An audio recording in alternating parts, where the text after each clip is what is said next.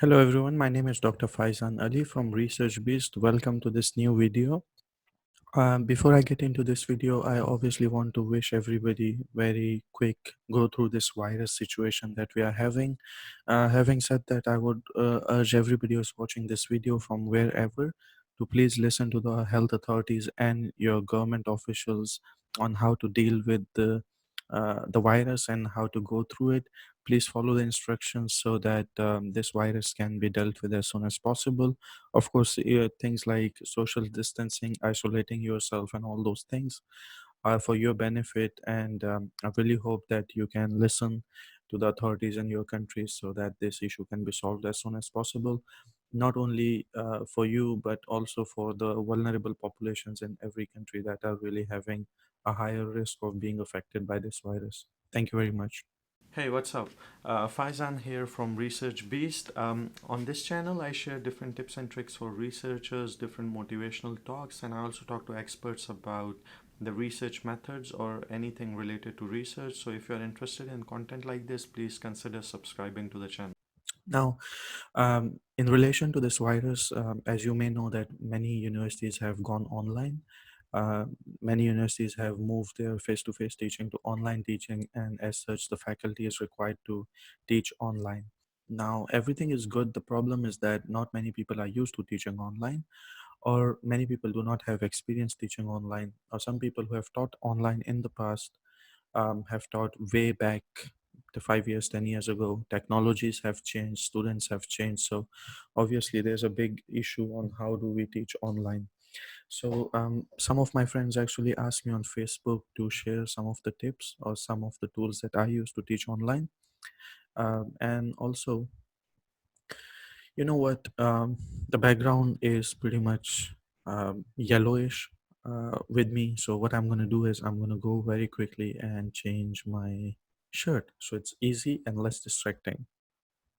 So in this video, we'll be talking about different tools and tips and applications that you can use while teaching online. I've prepared a PowerPoint slides that I'll be putting in description below. You can have access to the PowerPoint slides. It has some links and some advice, some tips. You can use it for yourself, or you can share it with your colleagues. That's completely fine. If you do not understand anything, you are more than welcome to send me an email or just put a comment below. One thing I would really request all of you to do is, if there's something else that you want to add into this presentation, please put it down in the comments below. If there's any other tool, there's any other advice that you have for people who are watching this video, I would really appreciate if you can put it in the comments below, because this is pretty much a collaborative platform so that we can all learn from each other. Thank you. Right. So the presentation that I have, I titled is as Online Readiness Toolkit and Resources. The reason is for many people just to check if they're ready to teach online. If not, there's a checkbox list that you can have a look, try to prepare yourself for teaching online, plus some resources. Now, as I said earlier, my name is Dr. Faizan Ali. I'm an assistant professor at College of Hospitality and Tourism Leadership at University of South Florida. I also run and manage this channel, Research Beast. So I try to bring videos that are helpful for many faculty members as well as researchers. If you have any other ideas that you may want me to make videos on, please put them in the comments below, and I'll be very happy to consider them for my next videos. All right, so the first question obviously would be, are you ready? It's very important because there are some stuff that you need to make sure that you have access to in order to teach online. Teaching online means that you have to work from your home or any other location that is convenient for you. Considering the current situation, most of the people are supposed to work from their home because the governments are recommending not to go outside. So one thing that you would definitely need is your laptop or a desktop. Either way, it's okay, as far as it runs and it has enough power to do stuff. The other thing that you would need is internet access. The reason why I put a reliable one here is because most of the things that you would be doing are online. If it's downloading stuff, it's uploading stuff, it's emailing people, anything has to do with internet, sometimes the file size become very big. So it's important that the internet connection that you have is a reliable internet connection. The other thing that you need is your headphones or microphones. Microphone like this one here is good for your audio quality. Of course, many students or others who listen to the videos that you're making or any voiceover that you have, it's important that the voice quality is good. Now, many people who use laptops come with their default microphones, which normally work okay, but sometimes if you are recording it in a smaller room or in a confined area, there's a lot of echo, which makes it difficult for people to listen. So I would recommend investing into a microphone. Normally, you can get a microphone for around $15 to $20 from Amazon. I'll put some links down below in the description if you want to have a look at them. Obviously, it goes from very cheap to very expensive microphones. You can look into something like this one. It's a Blue Yeti Nano microphone. It comes somewhere around $70 to $80 or something like this. But obviously, you can find microphones for around $15 to $20. Another option is headphones. Headphones are important because you listen to other people easily. Many headphones also come with microphones. So if you're investing in headphones, maybe invest in a headphone that has a microphone built in into it, and that would solve your problem. The other thing that you would need is a webcam. Again, many laptops come with the webcam. If you don't have a laptop, then you can purchase a webcam that can connect with your PC. Webcams again come anywhere from $10 to, you know, 200 $300. So you can invest according to whatever is your budget. If you don't have a webcam, then obviously you can make it work, but it would require more skills. You can use your smartphone to record yourself and then attach that video with the PowerPoint slides or anything that you have. However, if you are teaching online, and I think that in the US or in some other European countries, this is going to be long for a few months, investing into a webcam would be a good idea. Step number two is changing the mindset. So it's not only the equipment that you are buying, but also the mindset that you have. Please remember that this is not business as usual. There are many posts on Facebook, many posts that email threads coming along, WhatsApp messages that say that it's pretty much okay. You schedule your day as normal, as if you were going to the office, and stuff like this. I don't think that's the right approach, because we all should admit by now it's not business as usual, because it's not only you who is staying at home and doing stuff, it's also your family members, your siblings, your parents, your kids, your partners. Everybody has to be at home. And of course, when everybody is at home, it creates a lot of issues as well, and a lot of distractions and other issues. So we must admit that it's not business as usual, and we should make some sort of a change in our routine or the way we do things in order to make it work. The second thing that I would recommend is to be very mindful of others as well, mindful of your family members because they also might have to work from home, mindful of students as well because many students are working, they have multiple assignments, not only your course. So please be mindful when you are preparing assignments or exams. And please be mindful, some of the students might be going through health issues, or their family members or dear ones might be going through health issues. So it's very important that we understand this. And also your colleagues, because while you may be very okay with teaching online, some of your colleagues may not be okay teaching online. They might approach you to ask for your help. Please be mindful, be helpful to people who might need help at this time of difficulty. Many times when we are teaching in the class, in many cultures, teachers are the centerpiece in the class, and many students are just focusing on what the teacher is saying. So it's pretty much like a show that we put in the class for 2 hours or 3 hours or whatever length is the class. I like this quote from Stavridis, which says that in this type of situation, you are basically going from sage on the stage to being a guide on the side. Since you are teaching online, it may not be exactly the same as teaching in the class. So now your role is not becoming not being only a teacher that you are in the class, but also a facilitator. Because normally a student can sit for 3 hours in a class, but student cannot sit 3 hours in front of a computer to take that class. So what you need to do is make sure that you are facilitating the learning for students by different type of strategies that I'll be talking about throughout. This is not a very long presentation. It will just, be there for 15-20 minutes, but I'll share some tips and tricks along the way. Obviously, there are some basic skills that are needed. So when you are starting or when you are thinking how to start, there are a few things that you need to check. There's a list of questions that you need to ask yourself. Now, remember that there's a lot of hysteria around online teaching because it's all of a sudden in our face and people are really scared of it. So there's nothing to be scared, because if you are answering yes to all the questions that I'm going to list below, you will be pretty okay. The questions are: can you set up folders and directories on your PC or on your laptop? Can you make a folder? Can you name that folder? Can you use a word processing software like Microsoft Word? Can you cut, copy, paste in it, which is very basic? Can you communicate by email using attachments, which means can you answer the email? Can you attach a file with that email? Can you access any multimedia websites like YouTube or Dailymotion? See, these are basic skills, very basic. Can you download files from the computer and can you save them to your PC?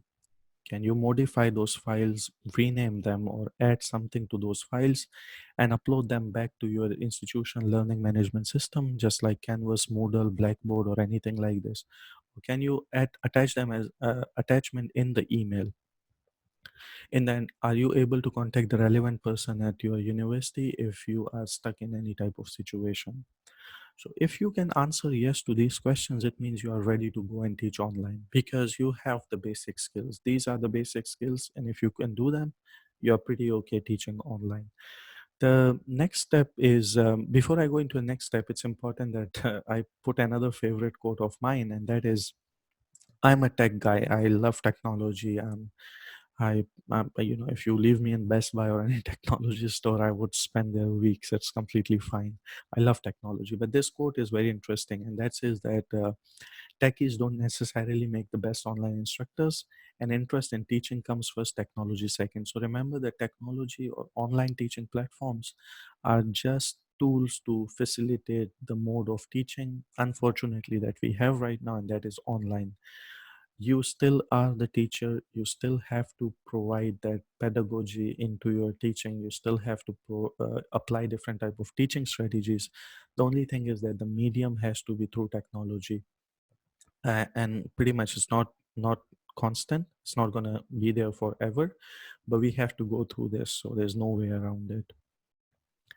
Some additional skills that you may need is social media skills, Facebook groups, YouTube channel, Google Hangouts, Skype meetings, Zoom meetings. And the reason for this is because, like I said, technology is there to facilitate your teaching. And these are some channels that can help you teach your students or enhance the interaction between the students. Because the students that we teach these days, they are millennials, most of them, and they are very open, like very okay using social media. So if you integrate some Facebook groups, I mean, you can make a group for your students. Just put all of the students in a Facebook group so that they can share things. You can share links on those group to different articles or to different videos, and students can comment on them, or students can share things on that group. Facebook group can be a good way to start. YouTube channel is another way. You are making videos, you can upload them to YouTube. Make the channel as a private channel so that only your students can access the videos. That is a good way to go, because your students can comment on the videos, which can start a conversation because you can reply to their comments and stuff like that. Google Hangouts is another very good one where you can invite all your students into an online session and you guys can hang out, same like Skype meetings or Zoom meetings. So right now, the application that I use to record this session right now, it's Zoom. Even though I'm using PowerPoint, but this is recorded on Zoom, and maybe you don't have any problem with that. So you see my picture there. I'm talking using a PowerPoint slide. You can do this. So that's your social media skills. You of course need some administrative and organizational skills because, like I said, it's not business as usual. We have to change things. things are a little complicated, so obviously we need time management. We should also be willing to respond to students' questions with immediacy, because remember, again, students might be going through difficult times. Like I said, you have to be mindful to them. So if somebody is replying you, if somebody is emailing you or asking a question, please make sure that you respond immediately. What I do personally is I have a WhatsApp group. All my students are in that group. So sometimes if a student has a problem, they normally post their problem in that WhatsApp group. So now what's happening is that WhatsApp, I mean, everybody, all of us carry our phones all the time with us. So my phone is with me even if I'm about to sleep and I get a message in WhatsApp. I don't have to wake up in the morning and then respond to the email. I normally would respond right at that time in WhatsApp.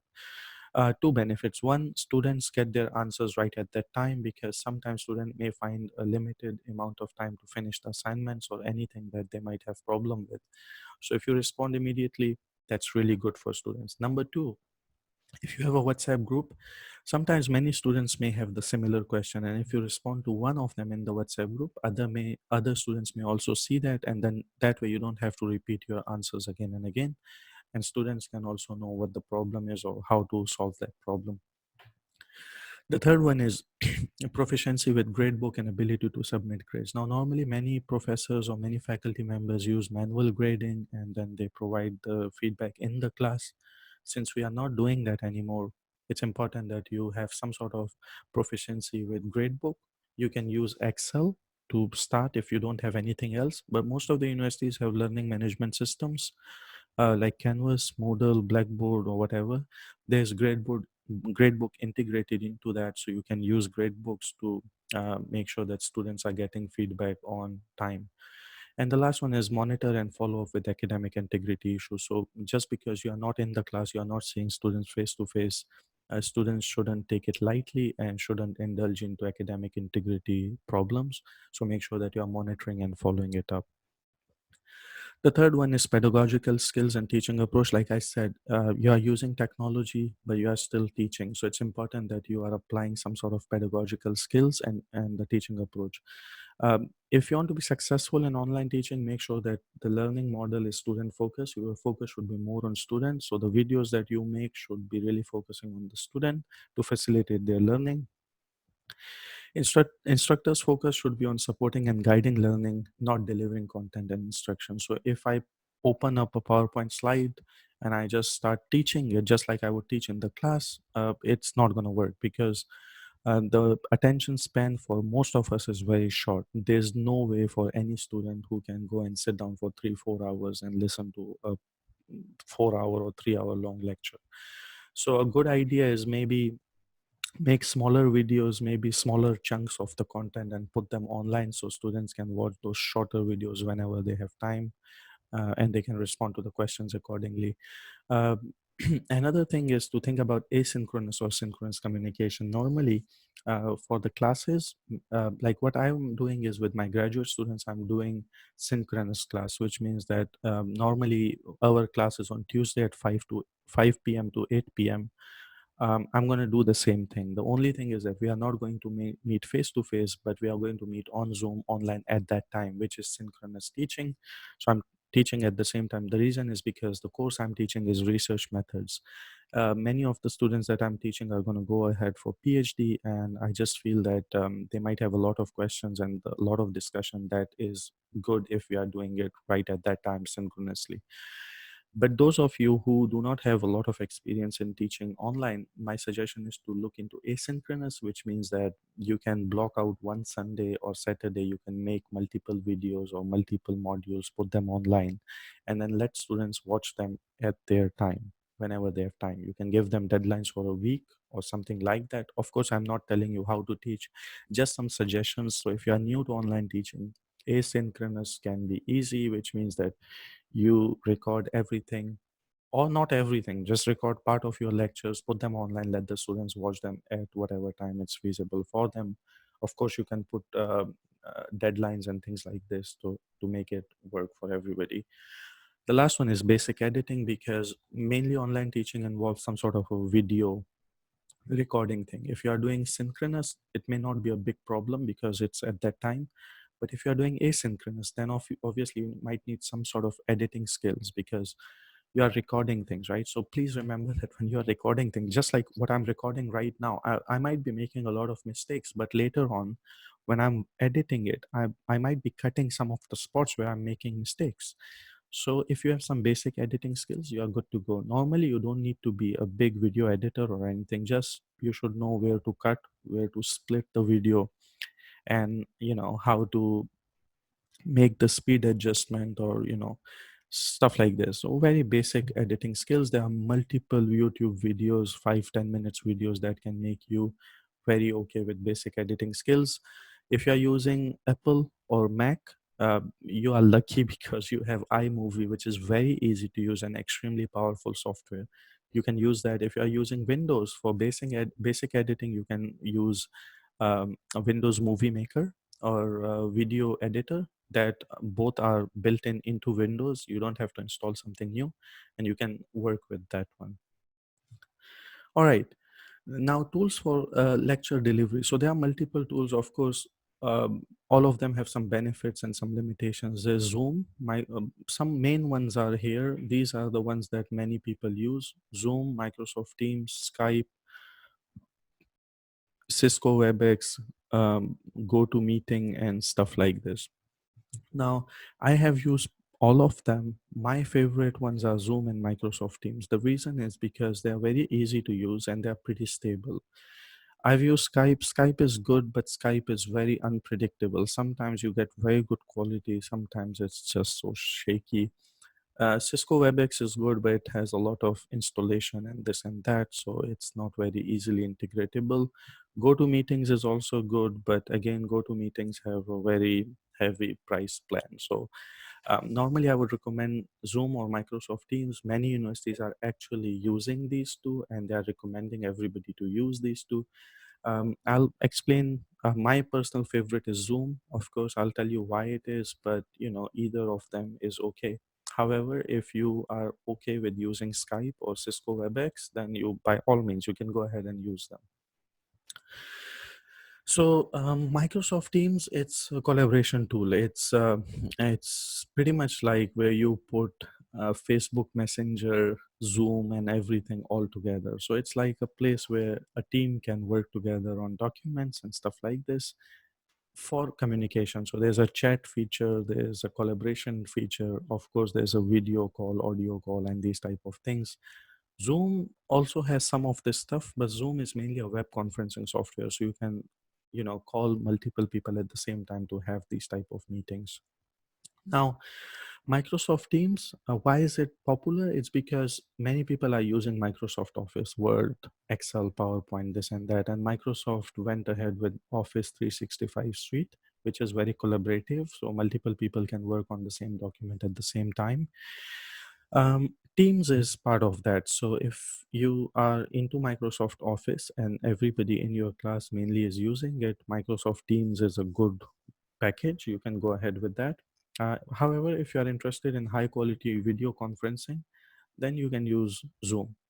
Now, the thing is, with teaching, of course, you have to have both of them. So you have to have high quality video conferencing, plus you have to have Microsoft Office and collaboration. So you can always use both of them. It's completely fine to use both of them.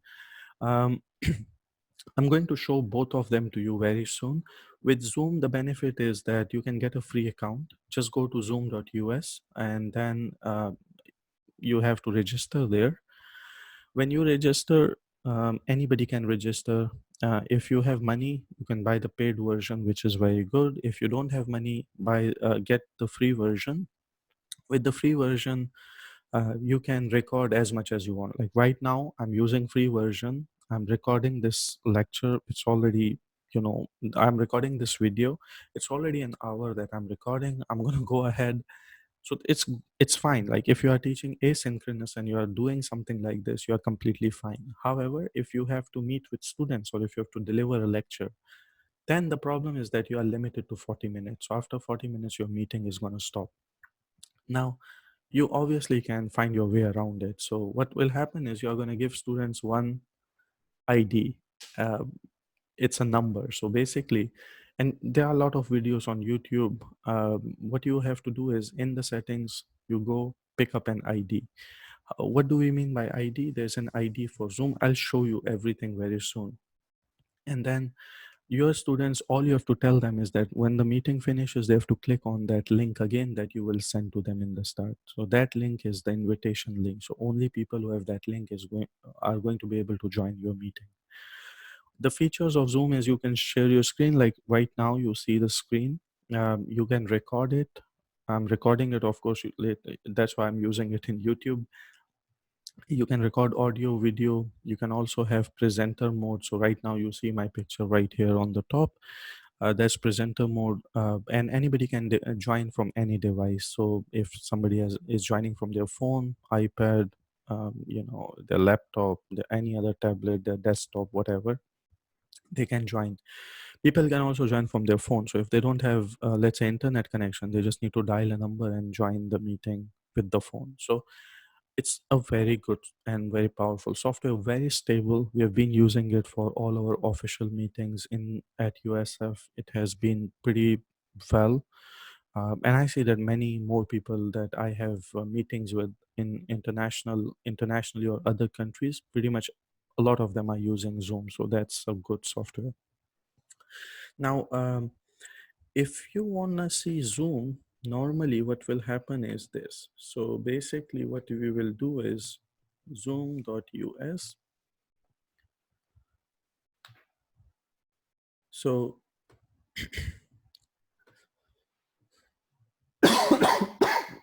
so this is this is zoom.us. You sign up from here, it's free. You sign in, that's it. Now, what will happen is normally you have to send people their Zoom ID. Zoom ID is here 4.82.161.018.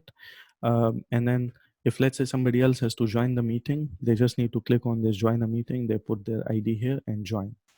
That's all. This is all you need.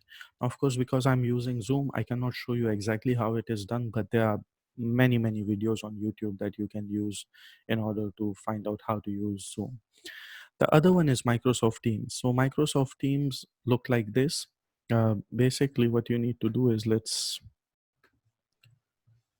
you install the app from Microsoft Store. It's very easy to do that. And this is how it looks like. So what basically you can do is create a team in here, and then it is going to ask you. So you can obviously do class. In the class, you will have discussions, group projects, assignments, this and that. You can easily open any type of team. Let's say I do class. You're going to put a name. I'll put practice. I'm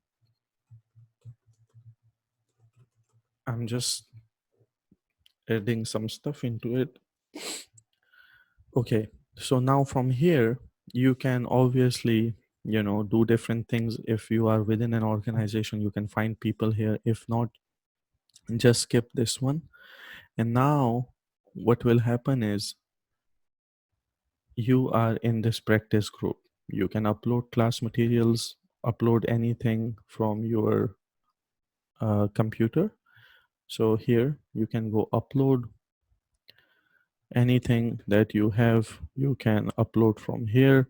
Obviously, download things from here. You can add cloud storage from Google Drive or OneDrive or whatever. And then if you want to post something, you can do posting. Let's say if any topic, how do you cope with COVID-19? You can do this and put it here. Now, what will happen is that people in this group can obviously reply to this and, whatever. Now, I don't have any people in this group, but you can obviously do this. And then once it's done, is every time you will open Teams, it would look like this. This is the group that I just made here. How do you add people to it? Very simple. You go here, practice group, manage team, add member, leave the team, edit team, get link to team. So if you click on get link to team, just copy and paste in your email to all your students. Everybody who clicks on the link will join this team. That's how easy it is. Now obviously there's assignments where you can put your assignments. There's also grades, class notebook where everybody can put stuff in here.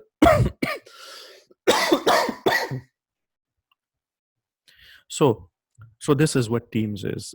There's chat feature in this and all that. Now, obviously, when I go to this post section, how do you start a chat? Very simple. You need to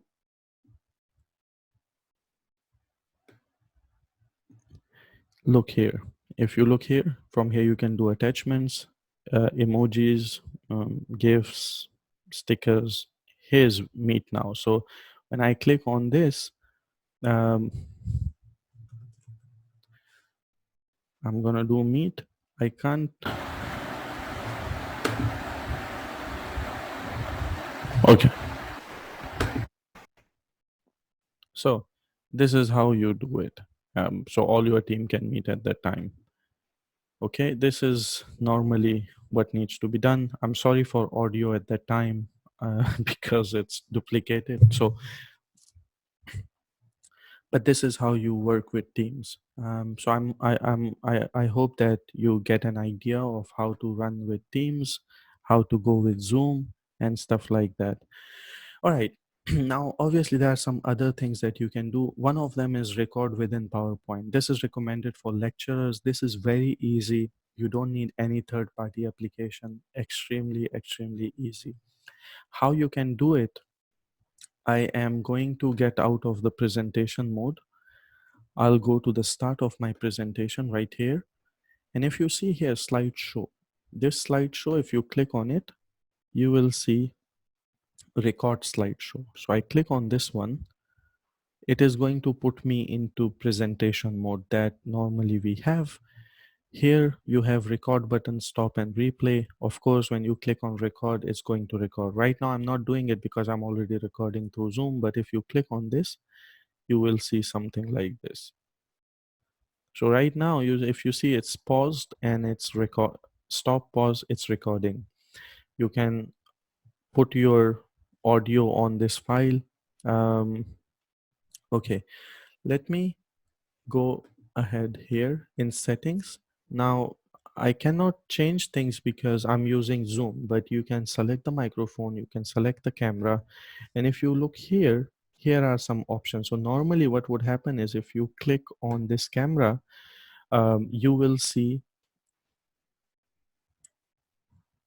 a small window here with your thumbnail, and then you can record saying different type of things. So and then once this is done, I'll show you how you can do it. But also if you have this type of pen that comes with your iPad or Microsoft devices, you can also use this pen to mark anything on your PowerPoint, and this would be recorded in the video. Or if you are doing synchronously, your students can see if you want to focus on anything particular in your PowerPoint slides.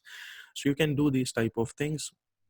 Let me go ahead and show you how you can save this one. Okay, so once you are done, of course, you stop this and then you go ahead and okay, so so once this PowerPoint, you have narrated everything, you have shared everything, and saved everything. You stop the recording, and then what you need to do is go to File.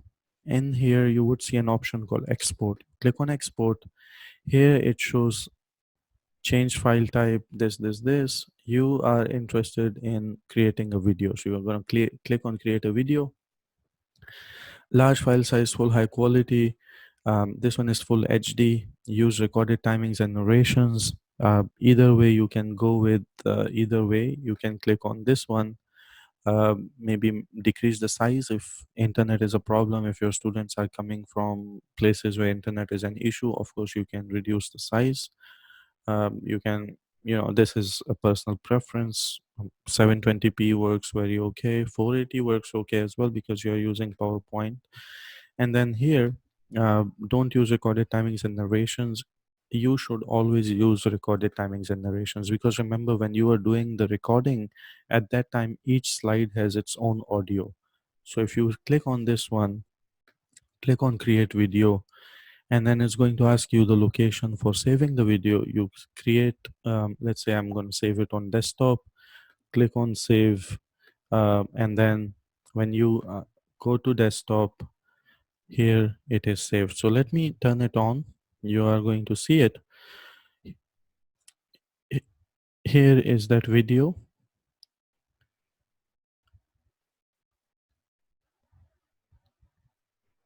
This is the video. Again, it's recorded.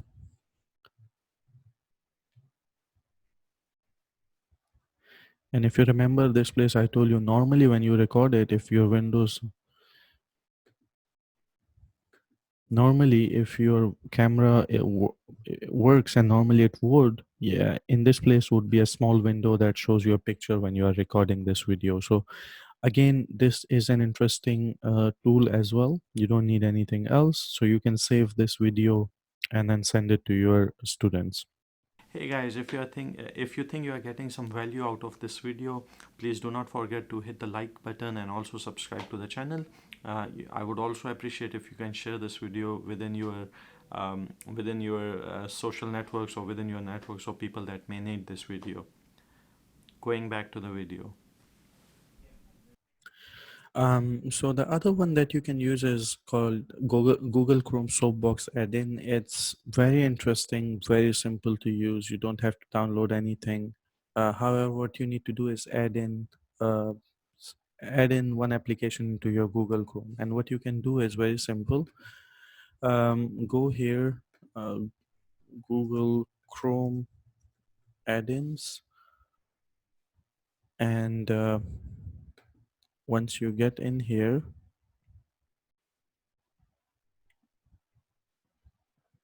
all you need to do is extensions,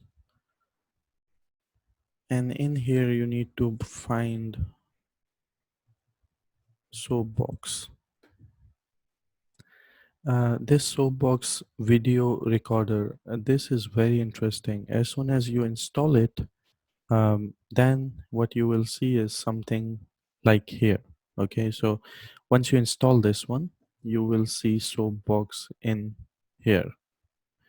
So once you get this, what will happen is very interesting. I'll show you. So you click on this, and basically what it does is it picks up your things side by side. So every time you click on this, it's not going to do anything right now because it does not see my screen. So basically what will happen is right now, if you see, this place is empty. And normally what it will do is in this place you will see your video, and this one that it shows here, this is your screen. So if you are doing your screen capture with a video where you are trying to explain something, you can obviously do this. Again, I'm reminding you, it's not showing my video here because I'm using Zoom, and the webcam can be used only with one application. So what I can do is I can try one thing very quick and see if that is gonna help.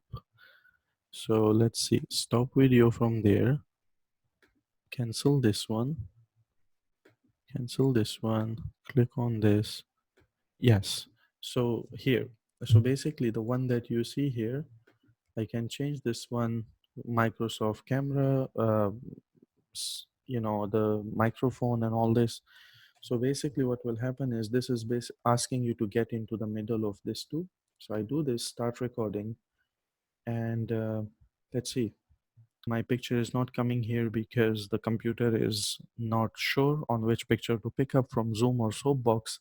But in this area right here, you will see your picture, and here is the screen. So basically, this is good when you want to share your screen with anybody, your students or your class. What will happen is you are going to make this video, and once this video is done, you're going to click on share. So that's how easy it is. um okay, so that is your soapbox. Or what I can do is click on my videos. So Again, in this soapbox here, it shows my video. So when you get in here, in this activity videos, you will be able to see your videos. Now, because I don't have any videos, I did not record any videos, I don't see them here. But normally, if you record something, you should be able to see it here. From here, you can share it with other people. So this is another interesting tool.